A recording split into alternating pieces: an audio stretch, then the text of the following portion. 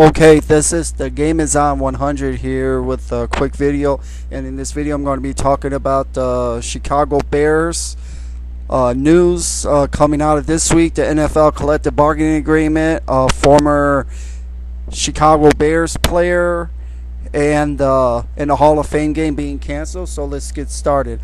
First of all, starting at the beginning of this week, we've heard that former Chicago Bears quarterback and Super Bowl 20 champion Jim McMahon was in a car accident in Nevada. He was in a limo accident actually, and he actually was in the passenger with his wife or girlfriend and the limo driver.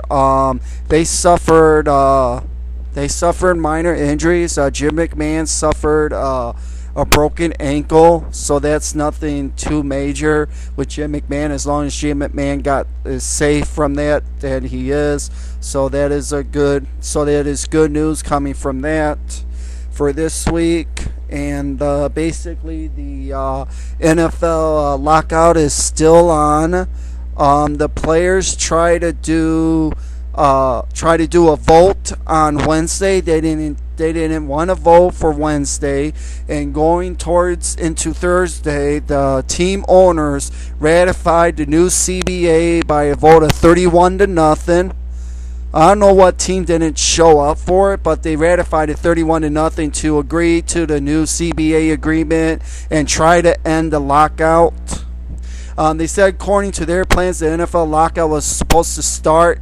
The teams were supposed to go into the facilities on Saturday, but it's not going to appear that way. The players did try to do a conference call later on in the evening, and they decided not to vote on the CBA. There are some clarifications from the CBA that the players do not like. They're saying that basically it was the owner's deadline to get it done by the 21st. It wasn't the players' choice.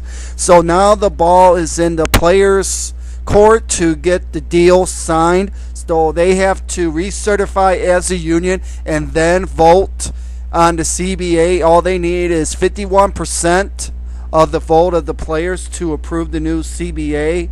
And if the players do not sign this new CBA by next weekend, there's by July 31st, they're going to go based by the CBA of the 2006 year, and the players better get this thing signed and done with. For the players, they better, if they want to look all over very little detail of everything, let them do that. They have their choice. They want to read everything. Basically, how this labor agreement is going, it actually sounds a pretty good deal for the players. They're going to be cutting down the number of practices, the number of OTAs, mandatory workouts, voluntary workouts. Limited the number of padded practices. Now there's only going to be 14 padded practices in the NFL season. So there's no more two-a-days in training camp for practice two-a-days. There's no more that. There's just no more two-a-days, which I see is a pretty good deal for the players to sign. But the players are trying to get, their lawyers are trying to not keeping this thing to keep on going on. So they should just tell them, say, we might as well just sign this thing. It's good for over 10 years, for 10 years of the CBA. And that sounds like a pretty good deal that the NFL is doing for the players, not doing as many practices and that. The players should be liking that, There's nothing wrong with that.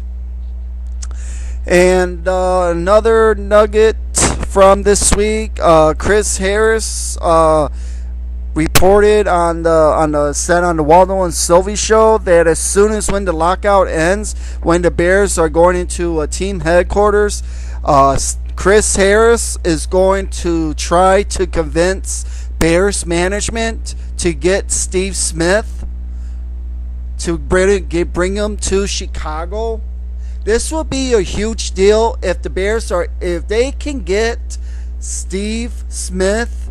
If they're able to get Steve Smith either from a free agency or a trade with Carolina or vice versa, the Bears should try to get Steve Smith.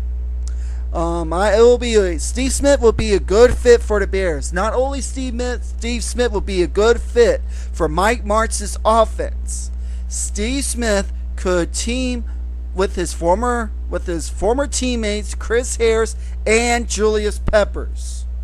It will be a right fit for Steve Smith if he can come to the Bears, join the Bears, and be with his teammates Chris Harris and Julius Peppers. That would be a little bit sweet of a deal for the Bears to do. Basically, all the Bears has to do basically for their free agency, the key components is they have to do this. One, they have to re-sign Olin Kreutz. They can get Olin Kreutz re-signed because it's going to be very hard for the Bears to try to find another lineman, so they just might as well re-sign Olin Kreutz. They need to re-sign Anthony Adams. They need to re-sign Anthony Adams. They need to get another veteran linebacker. They need to sign one of their own linebackers, either Nick Roach or Pisa Tismanora. Get one of those two guys for the linebacking.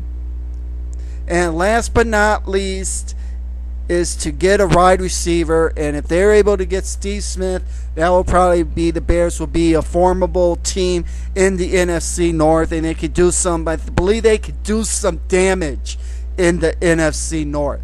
Along with their present draft picks that they got in this present draft.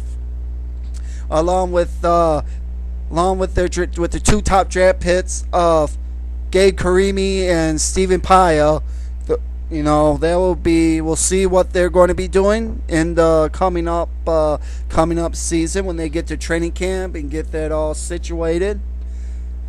So we'll see what happens with the Bears next week. I'm going to do a video next week if there's any other news that comes out of Hallis Hall from the Bears and what they're going to do, getting their players that they need or vice versa. So I'm going to be reporting on that next week. So there you go. This video went on long enough, so I better get going. So there you go. This is the Game Is On 100, and I'm out.